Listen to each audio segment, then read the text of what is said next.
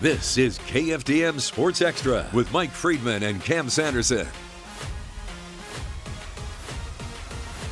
Hey, indeed, everyone. Welcome in to the KFDM Sports Extra podcast. Yours truly, Mike Freeman here along with Cam Sanderson. And hey, it's a good thing. It's December. And we're still talking high school football. That's fantastic in Southeast Texas to talk about. And we've not only got one team, we've got three teams that have made it to the state semifinal game. There are 20 state semifinal games coming up this week. That means there's 40 teams left in the state of Texas still playing high school football. We've got three of those teams right here in Southeast Texas. All right, we'll talk about it. We'll start at the top, 5A Division I, and the undefeated, the 14-0 Port Arthur Memorial Titans. They're in the state semifinals for the first time since 2011. They've never been to a state championship game, and they're looking to get there, and they're looking to bring that title home. Standing in their way, Smithson Valley, though, a Smithson Valley team that's state ranked ahead of them and makes opponents kind of play to their style, so that's going to be interesting. Yeah, I believe they're the reigning state champs on top of that, and so, I mean, it's no joke. I mean, this is a good team, and, Port Arthur has proven, how good they are throughout the season. I don't think you can continue. They haven't played anybody. That narrative has to die when you meet a team that was in your district in the fourth round. Obviously, you're playing good teams. I think it's safe to say this is going to be the toughest team they've played, though. Absolutely. And I don't know. It's going to be interesting. I will say this. We come on this podcast, and sometimes I cater to, what I think Southeast Texas wants to hear. Right. But if I'm being completely honest with you 100% this week, I feel like Southeast Texas is going to go 3 for 3. Great. I think all three of our teams will be competing for state, but Memorial it's just too much firepower. I don't know how you contain it. I would agree with you. I do think that it takes there has to be something that goes your way. Let's take this game for example. You're right, yeah. Memorial, they're explosive on offense. Monte Martin, Alex Eugene, Kayvon Roberts. These guys, can Smithson Valley slow those guys down? The thing is, Smithson Valley dictates how their games have gone. They can kind of control how that game's going to be. So I don't know if they're going to be able to contain Port Arthur Memorial. That's the thing. If Memorial can play their game, they've got an excellent chance to race by them. Yeah, for sure. Yeah. A lot of talent. All right, should be a good one. That one's coming up Friday night, 7 o'clock at Legacy Stadium there in Katy. Yeah. And right next door to Legacy Stadium, man, is Rhodes Stadium there in Katy. That's the 4A D2 state semifinals. West Orange Stark taking on Sinton, and Sinton in the state semifinals for the first time since 2014. Who did they lose to in 2014 in the state semis? West Orange Stark. West Orange Stark. That's exactly right. It was 42-21 way back then. West Orange Stark, of course, they haven't been back to the state title game since 2018. They did win back-to-back titles twice, 86 and 87, and 2016 and 2017 as well. So they're looking to get back. Can they do it? First time under Hiawatha Hickman to play this far in the postseason, and certainly they're going to have their work cut out for them. Yeah, first time winning a district championship under Coach Hickman, That's right. And so it's been a lot of firsts this year. This team is playing really well right now, and you're playing well when it matters. We did our interview with him today. I went and talked to him today. Obviously, we record on Wednesday. This is airing on Thursday, for sure. but Anyone watching. I joked with them, but I'm like, you're a 2-3 team at the beginning of the season. What are you doing in the state semifinals? And really, I mean, that has been what West Orange Stark is. The goal, obviously, is get better every week. They've done that. Yeah. They have absolutely done that. No question about it. Jefferson, their running back, he's unbelievable. Kelvin Jefferson's going to be the difference for sure. He's going to have to be the guy. He's going to be the guy. And so, like I said, I'm really biased a lot of the times with Southeast Texas. It's okay. You can be. That's what we're here for. I just think there's a really good shot. All three of these teams are playing in AT&T Stadium. I don't really have any doubts for West Orange Stark. They've proven me wrong almost. I was worried about them last week against La Vega. You had that rematch against a team you lost by multiple scores to. You took care of them, no problem, really. And so I feel like if La Vega can't stop you, I don't know how Sinton does. and then you cruise to a state championship, and you see, I think it's a Carthage team that is likely going to be there. So I don't know what happens in that one, but this one I do feel pretty confident that West Orange Stark's going to win. Yeah, well, hopefully that is the case. West Orange Stark again on Friday night at Rhodes Stadium there in Katy with a kickoff at 7 o'clock against those Sinton Tigers. All right, we've got one more team to talk about, 3A Division II. And who's going to stop the Newton Eagles? Newton is the number 1 scoring offense in 3A D2, and they're number 3 scoring defense in 3A Division II as well. Newton lost their first game of the year to West Orange Stark and has not lost since, and they put up an average of almost 60 points a game. Yeah, they're unbelievable. I got to watch them in person. They are unbelievable. But this East Bernard team, they're hot. Yeah. You can't take them lightly.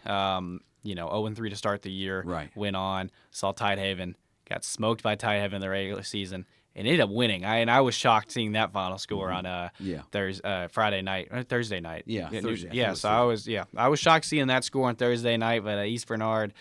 Moving on. Coach Johnston wasn't. I had mentioned to him, I interviewed him after. I said, hey, did you see you're playing next week? He said, is it East Bernard? I said, yeah, it is. He's like, that guy. So I guess him and Coach over there have a good relationship. But, I think this will be a fun one. I think a lot of people might look at the records and look at the averages and be like, oh, no, I don't know. Newton's probably going to mow over them. I think East Bernard is like it's one of those teams that are just getting hot at the right time. Right. I mentioned this to our producer a couple of times over the weekend. I think that you can have skill, but at some points there's instances where I've seen legacy or destiny outweigh skill. Sure. And Bernard is a team of destiny, and Newton is that team of skill. And when they clash, it makes up for a great matchup every single time. Well said. I think that's a great way to think about it right there. East Bernard, their record doesn't overwhelm you by any means. Like you mentioned, they struggled to start the season, losing 3. But there's a reason they're here now. You don't get here on accident. Exactly. There are no teams that get here by accident. So Newton's going to have to play their best game of the year coming up. And this game is Thursday in New Caney at Randall Reed Stadium. Newton and East Bernard winner heads to AT&T Stadium next week. All right, best of luck to all of our area high school football teams. I was talking to Aaron Mack, our weekend anchor now, our new weekend anchor. Yeah. And we were talking about these matchups, but you know this because you've been here for a minute. This is not NFL. I'm talking about our high school games. Yeah. This is a vintage season. I mean, Newton and West Orange Stark in a state semis, and really even PA. I know Memorial's not used to that, but you talk about TJ and the dominance that football team was, and it's just it's so nice to be in here because my 2 years before this, we had P&G in the state semis alone, Woodville in the state semis alone, and now we got 3 programs in here, 2 who I think are the 2 best programs in Southeast Texas, and Port Arthur, who I believe is one of the best fan bases, and they're finally building up to competing for state championship. Yeah. It's a great season. You're going to look back. I think I'm going to look back on this season forever. Southeast Texas will look back on this season as in positive light. It's got to be one of the better seasons we've had in a minute. Absolutely. Couldn't agree more. Yeah, for sure. All right, we'll talk a little NFL action because we've got some interesting situations here between the Cowboys and the Houston Texans and how they're standing. One team's red hot, I think, and the Houston Texans, and another team just what are they just floating? Yeah, you're I don't the know Cowboy what's going fan. on. It's annoying because they got red hot there for a minute and won 2 really big games just to their defense, I guess, stayed on the plane for the game in Detroit. But talking about the Cowboys, I believe it's a 6-6-1 record. Right. It's not unrealistic to say this team can win out. I believe they're better than Minnesota, Washington, and New York. It's Los Angeles I'm concerned about. And the truth about the Cowboys is, anybody that's a Cowboys fan, you got to know this.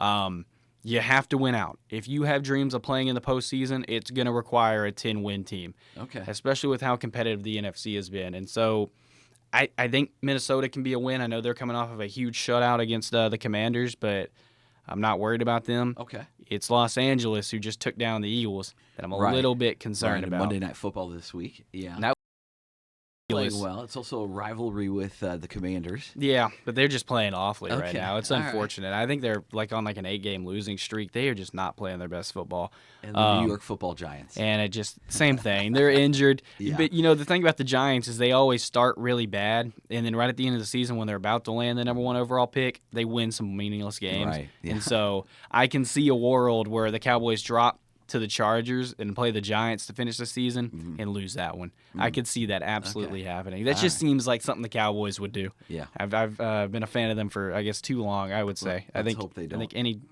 time longer than a few seconds is too long. What has led to the Cowboys' 6-6-1 record? What's been the struggle here? I think it's clearly the defense. I mean, you can look down the board. I mean, look at that. Look at every single one of the losses. 44 is pretty bad. 40-40 in OT. Even this Giants win where it's 40-37. 31 allowed against the Bears. 44-30 there. 44 against Detroit. And so yeah. The Cowboys' offense has to keep them in it. And so the truth is if the Cowboys' offense doesn't play perfectly, they don't play flawlessly, it's hard to win. And I can't tell you there's been too many instances where I was like, okay, the offense was awful. Probably Chicago would be the instance I think of. But I don't know. It's unfortunate. In that Detroit game, it didn't help CeeDee Lamb going out and getting injured, and George Pickens not playing his best game. Sure. So I don't know. I don't even know really if Cowboys fans should hope for a playoff appearance at this point, because I think it's just going to end in a wild card blowout. And so I don't really know what I want. It's nice to see Dak do good. I'm a big Dak fan. Okay. And so it's nice when he just has a good game. But usually that includes winning. So it's like, kind of rooting for a win, but at the same time, I just want to see him have a good stat line. Hey, there you heard it from a lifelong Dallas Cowboy fan. He's not sure if he wants the Cowboys to make the playoffs. I just don't know. They're just going to meet their doom once they get there. They is are. basically what you're saying. Just benefit from the better draft pick. The fortunate thing is all the teams that also are competing for that, the end of the line, they have way more tough schedules than the Cowboys do. Los Angeles is the only tough team they see. Detroit, the 49ers, the Seahawks, like all these teams that are competing at the end, even the Eagles. Yeah. You got to see the Bills, and if they lose, if they're expecting to lose that, if they lose one more and the Cowboys win out, NFC East champs. So it's just a lot going on. It's been a ridiculous NFL season. There's no front runner for sure. You think he's given any thought to that? Oh, yeah. Yeah, I think that's I all absolutely Cam have. thinks about. I would love to win the division just so the he's Eagles doing. don't. I don't care if we lose in the first round. I just don't like the Eagles. For sure. All right, we've got another team in the state of Texas. Yeah, do we? And they are in kind of a different situation. They've won 5 straight. Yeah. They're 8-5 overall, and man, they're playing well. I was a little concerned with when C.J. Stroud came back, if that was going to disrupt There you things. I'll spit it out. And I even had some people talk to me about that, like why get rid of Mills? He had the hot hand and things like that. But C.J. Stroud is their quarterback. That's how it goes. That's how it has to be. I heard the same arguments when Cooper Rush came in for Dak, and the Cowboys went 5-1 in that stretch. Like, keep Cooper Rush in. He's better than Dak. Right. What are you talking about? Yeah. You don't ride the hot hand when you have a way better quarterback sitting back waiting to come back from injury. Yeah. I mean, imagine if the Patriots rode the hot hand of Jimmy Garoppolo when Brady was down. That doesn't make any sense. Yeah. And so I don't agree. C.J. Stroud obviously has struggled a little bit, but I think they're looking a little bit better. Yeah. Stroud is looking better. The offense is finally looking like it has some life in it. Right. Not a lot, but more than it did. And I think that's what you needed. And their biggest weakness, I think, is in their run game. I don't think they've got a star that's stepped up. Yeah, I believe it's been Woody Marks all season. And I mean, if you look at those runs, I'm not trying to be a box score watcher because I think that's a bad thing to be. But 63-44, 64-60. I mean, they don't have a single game where they have a player with over 100 yards rushing, and I think that's a pretty pitiful stat line. Right. There's no doubt that the focus has been that defense. Yeah. And if Myles Garrett wasn't having a record-breaking year, Will Anderson would probably be the defensive player of the year. Absolutely. And so that's what the Texans have. The beauty about having such a bad start and sitting at 8-5 right now is there's no one in the AFC that I think is the front runner. Okay. And you're getting hot at the right time. Okay. And I don't want to jump the gun, but I really right now, if I had to pick a team that I think could come out of the AFC, I mean, the Texans are going to be one of those teams. Okay. They just look good defensively. You can't score on them. There's just nothing you can do. I mean, they've shut down dominant teams. To hold the Bills to 19 points is a testament. I think they had 8 sacks against that team. I would agree. I think their last game against Kansas City. Yeah. they're certainly that defense holding Kansas City to 10 points. That's fantastic. Yeah, that's impressive. I mean, it's definitely been a struggling offense for them this year. They were down like 4 linemen, so I will give them some credit in that sense. But still, at the same time, you're right. It's Mahomes. You know, you don't ever bet against Mahomes. No. That's one of those guys you say he's got a chance to win every game he's in. The odds for them to win the Super Bowl is probably way higher than the Texans to win the Super Bowl. Oh yeah, but yeah, for sure. So I don't know. I don't want to jump in and get too excited about them, but it's like and look at the rest of their schedule here. Arizona, the Raiders. I think they'll got win the out. Chargers again, and then the Colts. I think they'll win out. We'll see if 44-year-old Phillip Rivers can lead the Colts. Isn't that awesome? Isn't How that about crazy? that? Phillip Rivers coming back. That's ridiculous. Can you imagine somebody coming back? He was Hall of Fame eligible this year. Yeah. I mean, he was a semifinalist. Yeah. I mean, that's like, Earl Thomas coming back right now. It is unbelievable to think about that. That you've been out for 5 years. You think about guys that could come back, and I was listening to some sports radio talk show recently, there, and it was all receivers that they were talking about. Chad Ochocinco, or T.O. even. Maybe. Calvin Johnson Calvin probably Johnson could come back. could come back. So not really as a quarterback to come back after taking more than a few years off. Oh yeah. That's impressive if he really can come back and succeed. Well, there's a chance he starts on Sunday. Yeah. That's what they're talking about. Isn't that crazy? They just signed him this week. I can't even believe the idea that was being talked about and how Yeah. quickly it turned around. His whole eligibility, by the way, resets. Yeah. So if he retires after this season, he's got 2030 is when he can be eligible for the Hall of Fame. Yeah. After he was now he wasn't going to be first ballot. He must really want to play. Yeah, I think he does. Yeah. I mean, for one, all those guys want to play. He's got to be in football shape to be able to come back and even consider starting this Sunday. He's been a high school coach. So he's been coaching high school football. So he's been, I guess, out there working. And actually, they were talking about he's actually stayed in contact with the Colts head coach over these past few years. And he'll use some play designs that they run for his team. That's funny. The idea that, he might not know the playbook. No, he's been running the playbook. He's been running the playbook. He knows the playbook front and back, team. I think. That's and hilarious. So it's just the physicals. I mean, can he stand getting hit at the NFL? I don't know. I mean, I'm 21 and I'd get smoked. I don't know how a 44-year-old dude can take it. But that was his career. He's done it. I know. Done that kind of thing. I think he would know what to expect more than you or I. Yeah, obviously. I guess so. But I couldn't imagine. I could not imagine being 44 years old. I know all these guys want to keep doing it. You look at Brady. Brady would probably love to come back if he could keep doing it, you know. And he's only been out a couple of years. But he could come. If he wasn't a minority owner of the Raiders, he'd be playing football right now. They would have called him instead of Phillip Rivers. And man, that'd have been fun.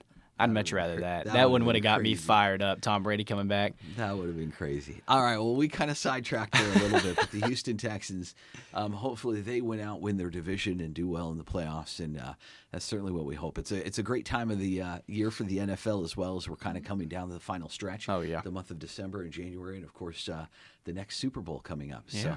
Yeah, that'll be fun. Hopefully, maybe we'll see one of these Texas teams. It'd be nice. One of them. You definitely won't see both. Won't see both. And it'd probably be the one in Houston. But hey, that's cool. It's closer to us, right? Yeah, so that should be the team we're rooting for. All right, very good. All right, well, that's the KFDM Sports Extra podcast. Thanks for watching. News on KFDM is the YouTube channel as well, and we appreciate everyone who's watching. We'll be back next week to talk more high school, NFL, even Lamar University sports. Oh, yeah.